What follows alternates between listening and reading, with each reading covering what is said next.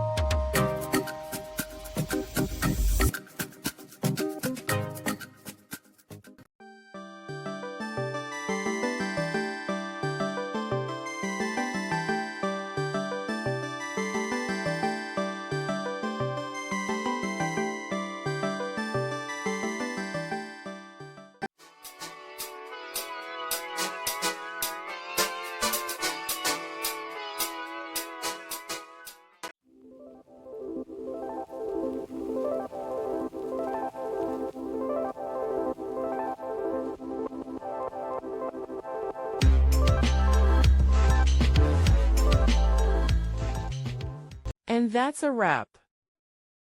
I hope you found the answer you were looking for. If you did, take a second to hit that subscribe button. It really helps out. And let me know in the comments which solution worked best for you. See you next time in the debug zone.